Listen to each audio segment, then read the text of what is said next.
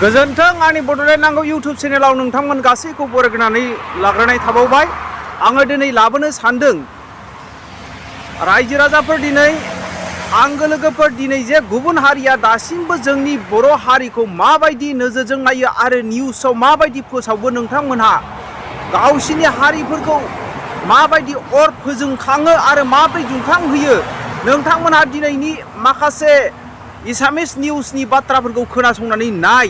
दिनै बर' हारिखौ मा नोजोरजों नायो बर' भाषाखौ बोरै लाबोयो आरो बेबायदिनो जोंनि बर' हारिनि हेंथायै माबायदि बाथ्रा बुङो नोंथांमोनहा दिनैहाय खोनासंनानै नाय। अब्ला बुजिगोन रायजो राजाफोर जोङो खौसेथि जानांगौना जानाङा। जोङो दा जुदि खौसेथि जायाब्ला जोङो बिपद जागोनखौ जोङो नुहुरो। रायजो राजाफोर नोंथांमोनहा खोनासंनानै नाय।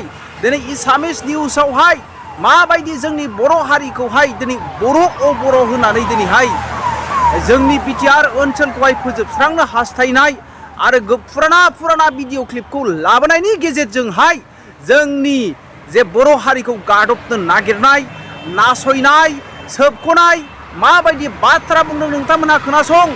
जोङो दिनै मास्ट बि इउनिटि जोंनो खौसेथिखौ गोनांथि रायजो राजाफोर। नाथाय दिनै बेफोरबायदि गासै गुबुन हारिनि सोदोबफोरखौ खोनानानैब्लाबो दिनैहाय जोंनि बर'नि माखासे दैदेनगिरिफ्रा खौसेथि गैया।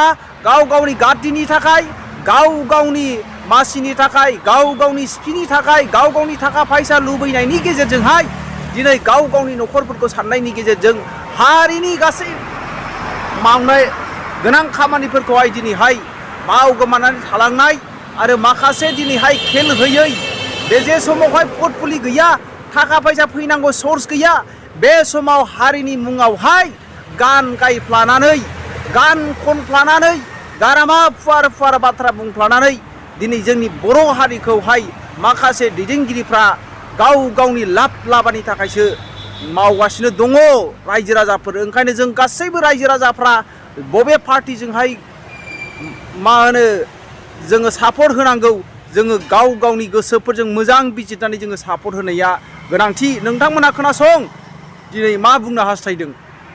ডিভাইড আসাম 50-50 পুনৰ পৃথক বড়োলেণ্ডৰ দাবী। তিনিখনকৈ চুক্তিও স্তব্ধ কৰিব পৰা নাই পৃথক বিটিএডিৰ দাবী।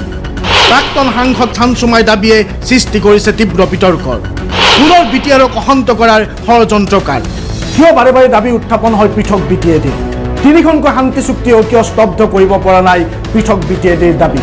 তৃতীয়খন শান্তি চুক্তিত প্ৰতিশ্ৰুতি দিয়া হৈছিল এইখনে বিটিএডিৰ হ'ব শেষ চুক্তি, তথাপিতো পুনৰ কিয় উঠিছে পৃথক বড়োলেণ্ডৰ দাবী? তিনিখনকৈ শান্তি চুক্তিও স্তব্ধ কৰিব পৰা নাই বিটিআৰ। হাগ্ৰামা মহিলাৰ নেতৃত্বাধীন বিএলটি আৰু এনডিএফবি দুটাকৈ গোটৰ মাজত ইতিমধ্যে স্বাক্ষৰিত হৈছিল শান্তি চুক্তি। সেই শান্তি চুক্তি অনুসৰি প্ৰথমে বিটিএডি গঠন হৈছিল আৰু তাৰ পিছত বিটিআৰ। তথাপিতো স্তব্ধ হোৱা নাই পৃথক বিটিএডিৰ দাবী। এইবাৰ পুনৰ পৃথক বিটিএডিৰ দাবী উত্থাপন কৰিছে প্ৰাক্তন এপছু নেতা তথা প্ৰাক্তন সাংসদ চানচুমা খুংগুৰ বিচুমুঠি হাৰিয়ে। পৃথক বিটিএডিৰ দাবীতে 30 অক্টোবৰত ভয়ানক ঘটনা সংঘটিত হৈছিল। গুৱাহাটী বৰপেটা কোকৰাঝাৰকে ধৰি কেইবাঠাইতো বোমা বিস্ফোৰণ হৈছিল আৰু সেই বোমা বিস্ফোৰণ নিহত হৈছিল বহু লোক। সেই বোমা বিস্ফোৰণত নিহত হোৱা লোকসকলে এতিয়াও ন্যায় পোৱা নাই। তাৰ মাজতো এতিয়া পৃথক বিটিএডিৰ দাবী পুনৰ উত্থাপন হৈছে। এই ঘটনাই কি বুজাব বিচাৰিছে? অকল 30 অক্টোবৰৰ ঘটনাই নহয়, তেনেকুৱা বহু ভয়ানক ঘটনা পৃথক বিটিএডিৰ নামত ইতিমধ্যে সংঘটিত হৈছে। বাৰে বাৰে শান্তি চুক্তি কৰাৰ পিছতো কাৰ প্ৰৰচনাত পৃথক বিটিএডিৰ দাবী উত্থাপন হয় সেয়া এক গভীৰ ৰহস্য। ৰাজনৈতিক স্বাৰ্থ সুৰক্ষিত কৰা আৰু ধনৰ প্ৰলোভনত একাংশই এনে দাবী কৰে নেকি তাক লৈ এতিয়া প্ৰশ্ন উত্থাপন হৈছে। পৃথক বিটিএডিক লৈ হোৱা আন্দোলনৰ ফলত ইতিমধ্যে প্ৰাণ হেৰুৱাইছে বহু লোক। কি বড়ো কি অবড়ো সকলোৱে ইয়াৰ ফল ভুগিব লগা হৈছে। পৃথক বিটিএডি যেতিয়াই দাবী উত্থাপন হয় তেতিয়াই তাৰ ফল ভুগিব লাগে বিটিএডিত থকা অনাবড়ো লোকসকলে।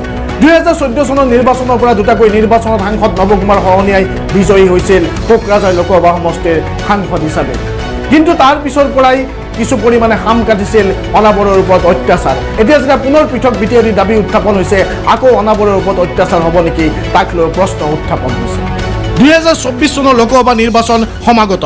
আৰু এই নিৰ্বাচনক লৈ ষড়যন্ত্ৰ কৰিছে নেকি কোনোবাই ইতিমধ্যে দুটাকৈ নিৰ্বাচনত নৱকুমাৰ শৰণে কোকৰাঝাৰ লোকসভা সমষ্টিৰ সাংসদ হিচাপে নিৰ্বাচিত হৈ আহিছে তেনেকুৱা এক সময়তে পৃথক বিটিএডিৰ দাবী উত্থাপন কৰি কোনোবাই ভোটৰ বিভাজন কৰিব বিচাৰিছে নেকি তাক লৈ এতিয়া প্ৰশ্ন উত্থাপন হৈছে গতিকে চৰকাৰে এই ক্ষেত্ৰত সঠিক অনুসন্ধান কৰাৰ প্ৰয়োজন কোনে কাৰ স্বাৰ্থত কিয় পৃথক বিটিএডিৰ দাবী উত্থাপন আৰম্ভ কৰিছে তাক লৈ গৃহ মন্ত্ৰালয়ে সঠিক অনুসন্ধান কৰাৰ প্ৰয়োজন সঠিক অনুসন্ধানৰ পিছতে প্ৰকৃত তথ্য পোহৰলৈ আহিব কিন্তু এটা কথা ঠিক ধনৰ প্ৰলোভনতে হওক বা ৰাজনৈতিক স্বাৰ্থতে হওক যদি পুনৰ পৃথক বিটিএডিৰ দাবীৰে আন্দোলন আৰম্ভ হয় ইয়াৰ ফল ভুগিব লাগিব বড়ো আৰু অবড়ো উভয় পক্ষৰ জনসাধাৰণ ইতিমধ্যে বিটিএডিক লৈ 3খনকৈ চুক্তি স্বাক্ষৰিত কৰা হৈছে আৰু শেষৰখন চুক্তি স্বাক্ষৰ কৰাৰ সময়ত প্ৰধানমন্ত্ৰী নৰেন্দ্ৰ মোদী কোকৰাঝাৰলৈ আহি এইখনে শেষ চুক্তি বুলি ঘোষণা কৰিছে সেই চুক্তিত স্বাক্ষৰ কৰিছিল হাগ্ৰামা মহিলাৰীৰ পৰা ৰঞ্জন দৈমাৰীলৈ সেই চুক্তিত স্বাক্ষৰ কৰিছিল এপছুৰ পৰা NDFB-লৈ